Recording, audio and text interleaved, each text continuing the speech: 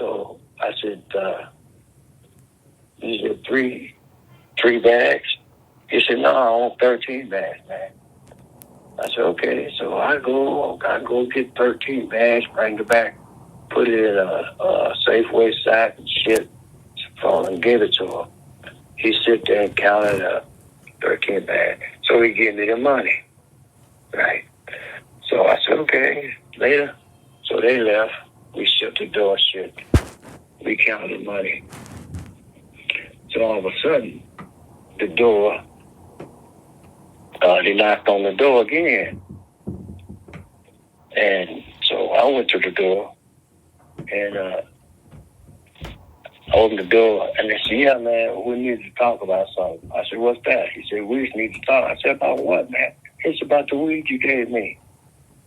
I said, oh, well, okay, come on in. So we gonna do this outside. So come on in. So they came on in, and I said, what's the problem, man? He said, well, we want our money back.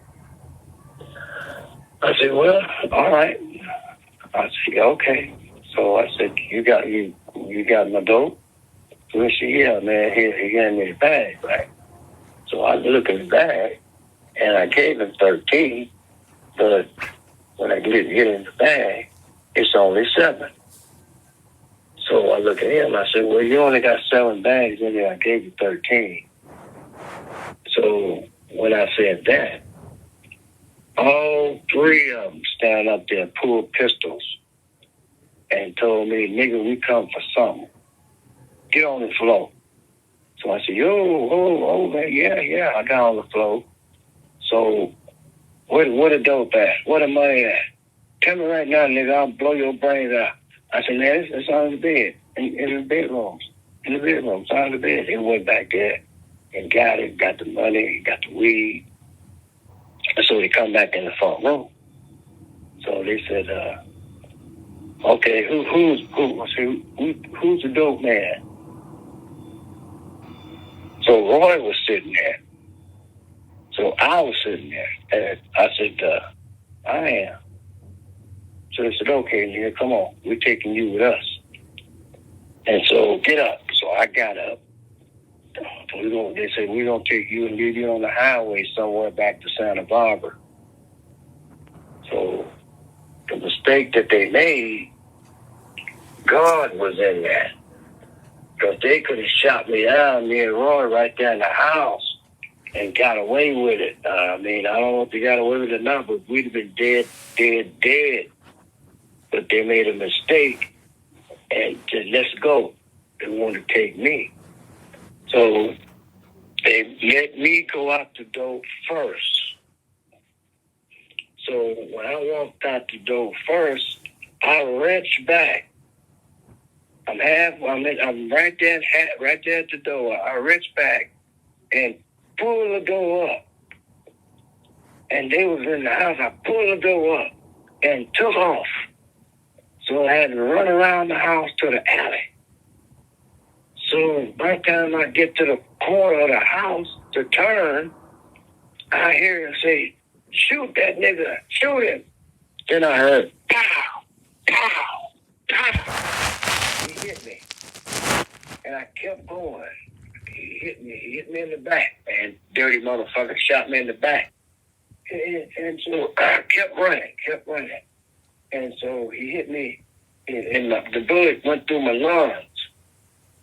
And so I got to run that long California motherfucking alley, man. Them alleys is long, California. And so we was over by Ocean View. And so I ran. And they came out to the alley, all 3 of them, and they unloaded. Pow, pow, pow, pow, pow, trying to hit me. And I'll tell you, if you've ever been running from bullets, you know exactly how they sound. As I was running, I heard them bullets.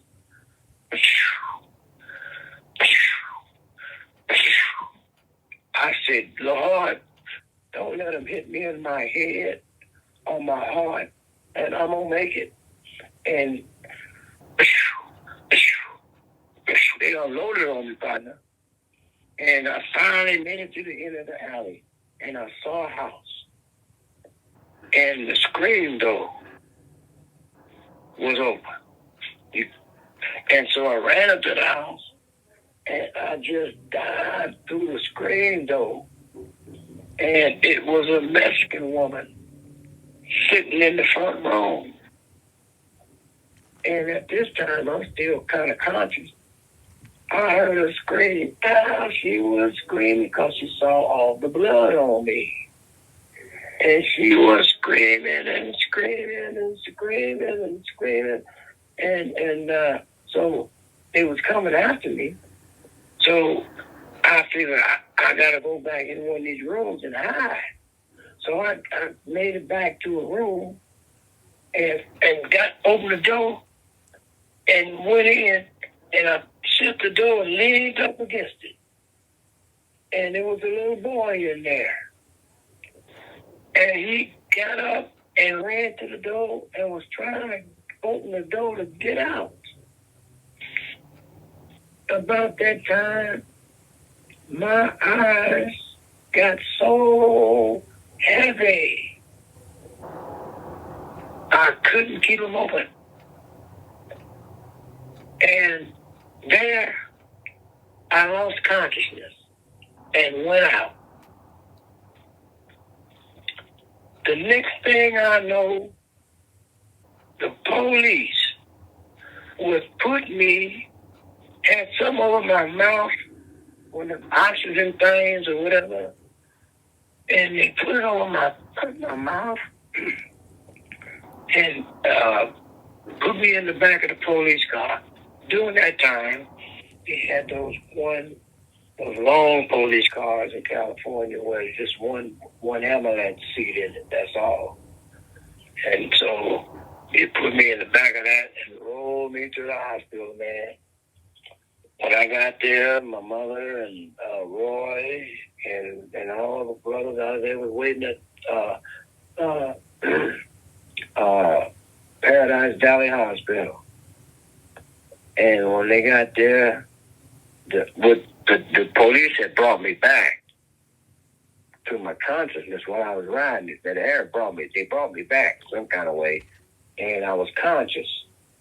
But I was shot in the back, and the blood was flowing to my lungs. In other words, I was drowning in my own blood because the bullet went straight through my back. It came out through the front. It was a flesh wound. Wasn't no bullet left. It just went clean through me. And they pull up and he come out there on that gurney, and he had a great big bottle and had something else. And that bottle was sucking like you suck a milkshake out of a straw. That's the way the sound I was making. It was pumping all the blood out of my lungs. And lo and behold, I woke up, and I mean, it was looking like a brand new life to me, man. I didn't feel no fear no more and nothing. And the doctor told me that I'd be okay. So they told Mom was standing there, and Gwen, my wife, she was standing there and said, "He's gonna be okay."